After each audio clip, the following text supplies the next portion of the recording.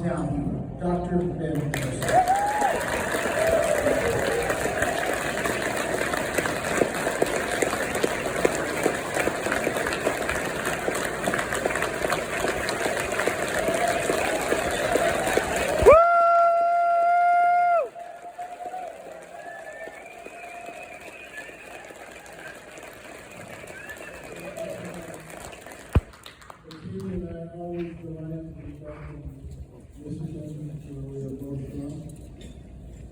I feel I don't need to say much because probably Patrick already said all the details.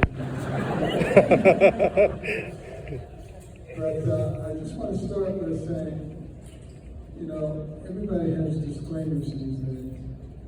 And I have a disclaimer that I need to make. They say, you know, I belong to this organization, or I sit in this board, so you can take everything with a grain of salt. My disclaimer is, I am not politically correct.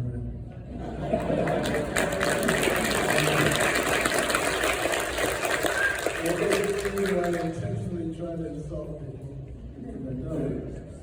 But I've just learned that these days it's almost impossible not to insult somebody. Everybody walks around with their feelings ready to be heard. And, you know, we do have to come to a point where we stop the foolishness. You know, freedom of speech means you can say what you feel like saying. And we shouldn't allow it to be restricted by anybody under any circumstance, under any guise. But, you know, we're here for a Lincoln Day celebration. When we think about Abraham Lincoln, what do we think about? Frequently we think about the Civil War. We think about the man who ended slavery in this country. And slavery is used as a cudgel to beat people, to create guilt, to create feelings of anxiety and victimhood. But I gotta tell you a secret. Every civilization that's ever existed has had to deal with slavery. Slavery is not unique to the United States of America. What is unique is that we had so many people who were vehemently opposed to it that we fought a bloody civil war and lost a large portion of our population to get rid of it. That's what we should be teaching our children. We have the values that allowed us to make the decision to fight to end it. And that's who we are as Americans. It's part of the American dream. Have you ever started thinking about the fact that America is the only nation that has a dream? There's no French dream. There's no Canadian dream. The Canadians thought they had one until recently, but we're the only. That's good. And people want to come here from every part of the world, even though we have people who denigrate our nation, say we're systemically racist, we're unfair to people with this and that and the other. If we are all those things, why would everybody be trying to come here? So, you know, that's just basically gaslighting. But what's happening to that dream for so many people? Young people losing the dream of being able to own a house because the interest rates have gone so high and the prices are now coming down and people are now moving to make other houses available. There's a whole series of things that are caused by policies that have emerged over the last 3 to 4 years that have really changed the complexion of our country. But there are a lot of people who put a lot of effort into giving us the kind of country that we have, that has a dream. The founders of our nation were very studious individuals. And they studied every civilization and every government that ever existed in the world. And they were eclectics. They took the good stuff and they left the bad stuff out. They were going to give us the kind of government that everyone dreamed of, one that remained free, and one that considered the opinions of the people. In fact, the people were at the center. But one of the things that they noticed as they studied all these governments is that all governments move in the same direction. They grow, they infiltrate, and they dominate. And they wanted to give us something that would keep that from happening in our country. And they worked extremely hard, and there was a lot of bickering and fighting. And in the last Constitutional Convention in Philadelphia, the whole thing just about broke down. They were all going to call it quits and go their own way. And then the elder statesman, 81-year-old Benjamin Franklin, got up and said, "Gentlemen, stop. Let's get down on our knees and let's ask God for wisdom." And they knelt down and they prayed and they got up and they put together the Constitution of the United States, which I believe is a God-inspired document.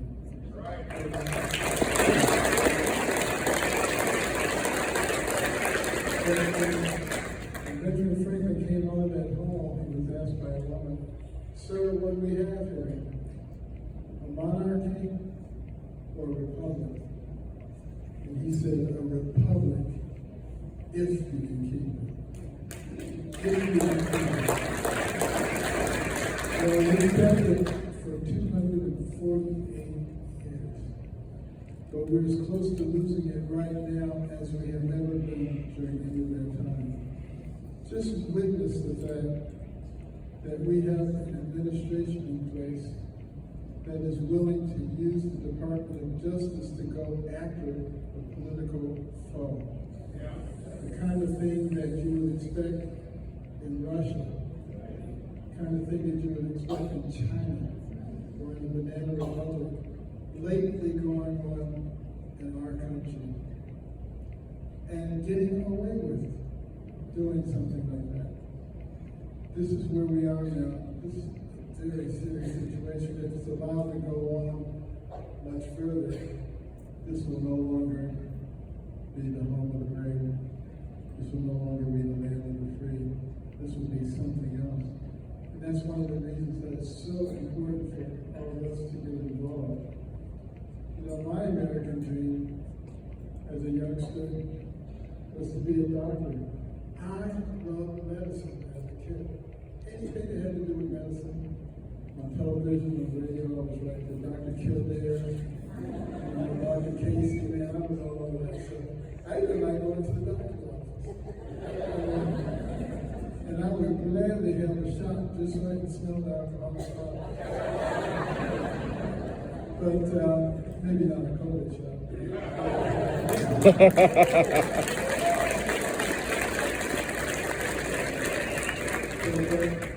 My dream was disrupted. You know, my parents got divorced when I was 8 years old. My mother was an amazing individual.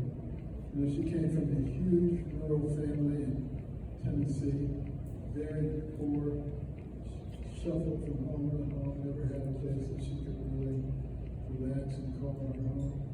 Got less than a third-grade education. Got married at age 13. She and my father moved from Tennessee to Detroit, where he was a factory worker and a part-time preacher. But she also discovered later that he was a bigamist and another family. I remember telling that story at a graduation at the University of Utah. Nobody thought it was that strange.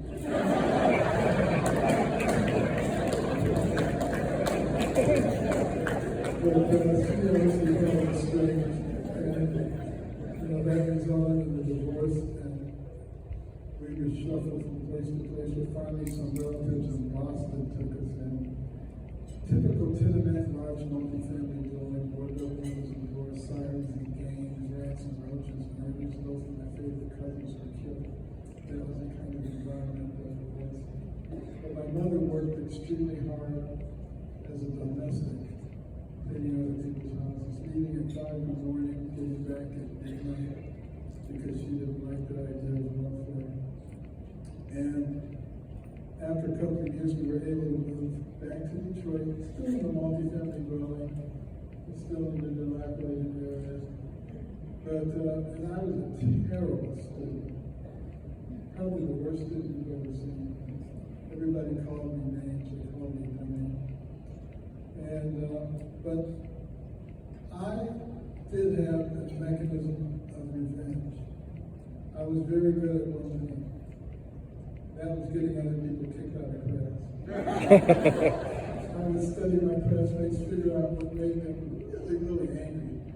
And then I would just irritate them until they were about to explode. But I would never push the last button and make them explode until the teachers realized. Then I would do it, they would explode, the teacher would kick them out, and I would say, yeah. I'd be the only one who didn't learn anything that day. But there was this one girl in class, and some of you know this girl, some of you were this girl, Miss Goody Two-Shoes. Everything perfect, pristine, made everybody else look like a total jerk. I said, it would be great to get her kicked out of class. There was only one problem. She was cool, calm, collected, you could not get under her skin. But I was persistent. And I finally figured out what made her angry. And I'll tell you, the steam was coming out of her ears. And fortunately, she was sitting right in front of me in class. And I started irritating her, and she was about to explode. But I didn't push the last button. I waited till the teacher came, and then I pushed the last button. But she didn't explode. She just quietly turned around and said, you and me on the playground at recess.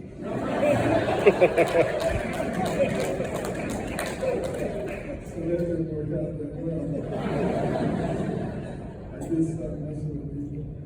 But my mother was the only one who really believed in me. She was always saying, Benjamin, you're much too smart to be getting grades like that and bringing them home. I brought them home anyway, but she was always encouraging.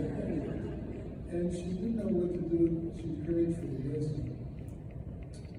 And you'll notice the theme of prayer a lot in my life. She prayed for wisdom. And God gave her the wisdom.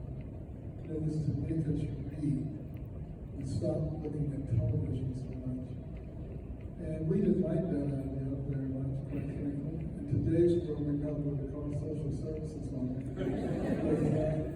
We had to do it, and even though I didn't enjoy it much at first, I started reading about people, incredible people,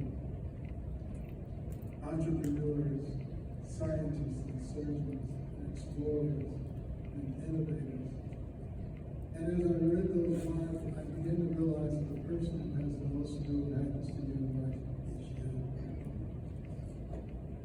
And I got to the place where I just started reading. If I had 5 minutes, I was reading a book. And in the space of a year and a half, I went from the bottom of the class to the top of the class. Much to the consternation of all the people who would laugh and call me stupid.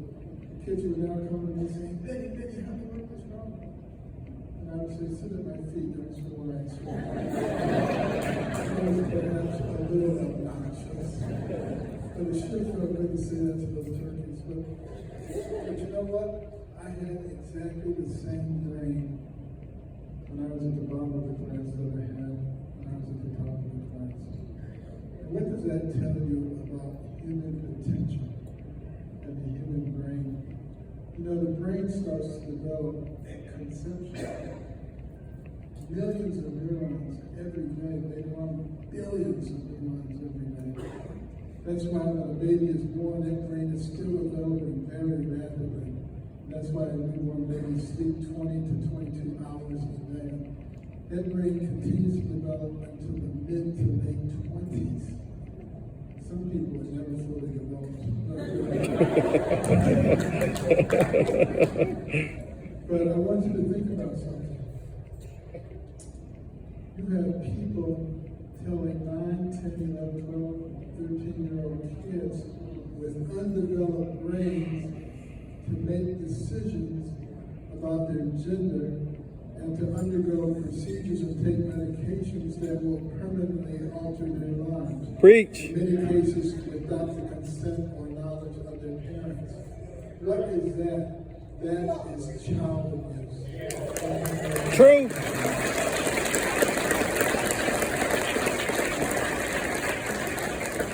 And we have a duty to protect those children. And when we vote, we have look at who protects those children and who facilitates the abuse of those children. And it is not a moral decision today. And, unfortunately, Kamala, what does she advocate? Think about it.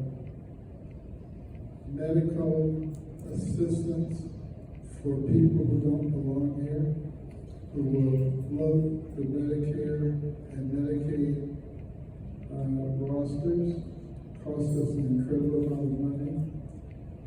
Education for people who shouldn't be here, costing tremendous amounts of money. Forgiving the loans of people who have taken them out, and they want to take money from people who have nothing to do with that and give it to the ones who are doing extremely well in our society. She was a co-sponsor of the Green New Deal, destroying our potential to become independent when it comes to energy. Think about what that means. I think people on the other side, including Kamala Harris, don't understand how things work together. Because, first of all, when we don't export liquid natural gas and gain a lot of money plus supply the Europeans with what they need, who are we empowering? Vladimir Putin makes him much more aggressive. He can sustain this war with Ukraine indefinitely because of the financial boost that we have given him. But also, he's given financial boost to Iran. And Iran was broke when Trump was in office. Now they're flush with cash, which they're using to fund Hamas and Hezbollah and anybody else with a major sponsor of terror throughout the world. And we're facilitating their ability to get a nuclear weapon. And when they get a nuclear weapon, guess what? They're not going to be deterred by the thought of mutual destruction. In fact, they don't care if they get destroyed because they believe if they die in the cause, they go to heaven and have 72 virgins. So that's not going to be a deterrent for them. But when they get that bomb, they will use it against Israel. And that will cause a conflagration that we've never seen on this earth before. These are the kinds of things that are being facilitated by Kamala Harris. And the beliefs of letting anybody come across our border, opening our borders. She was the czar. But she said, "Czar, what is that?" No, I don't have anything to do with any of that. Unbelievable. How dumb do you have to be to believe some of the things that they're saying? But I'll tell you something, if you know your history, before nations become socialist or communist nations, they dumb down the population. And don't you know that population is going down? You ever look at some of those men on the street interviews? And they ask people the simplest questions. Who won the Civil War? They have no idea what you're talking about. And you talk to the kids about socialism, they don't know socialism, and they think it's being familiar with social media. They don't know what you're talking about. And that, of course, is having a terrible impact on us. And, she is always talking about how we're being unfair to the people, the Palestinians, Hamas. Who started this? Hamas. Who started it? And who killed innocent children and families and just slaughtered people? And then expected nothing to be done about it. Think about this. What if somebody came into your house, slaughtered your children and your spouse, and promised that there would be more such incidents in the future, what would be your response? Would you say, well, it's okay, and just clear them out and leave them alone, maybe everybody will be happy and see something out. I don't think that would be your response. And, that's why we have a brain. So we can use it to analyze the situations and see what needs to be done. Kamala doesn't do that. When she was the district attorney in San Francisco, she advocated letting repeat offenders out of jail, allowing people